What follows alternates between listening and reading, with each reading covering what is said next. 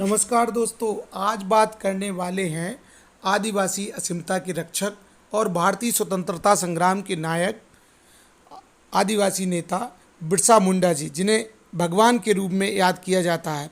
बिरसा मुंडा जी की याद में एक बहुत प्रसिद्ध कविता है, मैं केवल देह नहीं, मैं जंगल का पुश्तैनी दावेदार हूँ। पुश्ते और उनके दावे मरते नहीं, मैं भी मर नहीं सकता, मुझे कोई भी जंगलों से बेदखल नहीं कर सकता। बिरसा मुंडा भारत के एक आदिवासी स्वतंत्रता संग्राम सेनानी और लोक नायक थे। अंग्रेजों के खिलाफ स्वतंत्रता संग्राम में उनकी ख्याति जग जाहिर थी। सिर्फ 25 साल के जीवन में उन्होंने इतने मुकाम हासिल किए कि हमारा इतिहास उनका सदैव ही ऋणी रहेगा।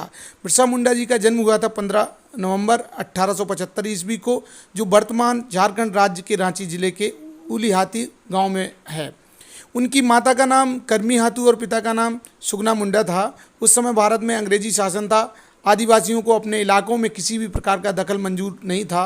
यही कारण रहा कि आदिवासी इलाके हमेशा स्वतंत्र रहे। अंग्रेज भी शुरू में वहाँ जा नहीं पाए थे, लेकिन उन्होंने बहुत सारे षड्यंत्र किए और इस तरह घुसपैठ बनाने में कामयाब हो गए थे। बिरसा पढ़ाई में बहुत होशियार थे, इसलिए लोगों ने उनके पिता से उनका दाखिला जर्मन स्कूल में कराने को कहा, पर ईसाई स्कूल में प्रवेश लेने के लिए ईसाई धर्म अपनाना जरूरी हुआ करता था और तभी बिरसा का नाम परिवर्तित कर बिरसा डेविड रख दिया गया एडमिशन लेने के कारण। कुछ समय तक पढ़ाई करने के बाद उन्होंने जर्मन मिशन स्कूल छोड़ दिया, क्योंकि बिरसा के मन में बचपन से ही साहूकारों के साथ साथ ब्रिटिश सरकार के अत्याचारों के खिलाफ विद्रोह की भावना पनप रही थी। इसके बाद बिरसा ने धर्म परिवर्तन के खिलाफ लोगों को जागृत किया और आदिवासियों की परंपराओं को जीवित रखने के कई प्रयास किए। अब आदिवासियों के धरती पिता के रूप में किस तरह याद किया जाता है बिरसा मुंडा जी को। 1894 में बारिश न होने से छोटा नागपुर में भयंकर अकाल पड़ा और वहाँ महामारी फैल गई। बिरसा ने पूरे समर्पण से अपने लोगों की सेवा की। उन्होंने लोगों को अंधविश्वास से बाहर निकल बीमारियों का इलाज कराने के प्रति जागरूक किया। सभी आदिवासियों के लिए वे धरती आबा यानी धरती पिता हो गए थे। अंग्रेजों ने इंडियन फॉरेस्ट एक्ट 1882 पारित कर आदिवासियों को जंगल के अधिकार से वंचित कर दिया। अंग्रेजों ने जमींदारी व्यवस्था लागू कर आदिवासियों के वो गांव जहां वे सामूहिक खेती करते थे, जमींदारों और दलालों में बांटकर राजस्व की नई व्यवस्था लागू कर दी। और फिर शुरू हुआ अंग्रेजों, जमींदारों और महाजनों द्वारा भोले वाले आदिवासियों का शोषण। बहुत शोषण किया गया और इसके खिलाफ आवाज़ उठाने वाले जो नायक थे वो थे बिरसा। इस शोषण के खिलाफ विद्रोह की चिंगारी फूंकी बिरसा ने। अपने लोगों को गुलामी से आज़ादी दिलाने के लिए बिरसा ने उल गुलान, जल, जंगल, जमीन पर दावेदारी की अलग जगाई।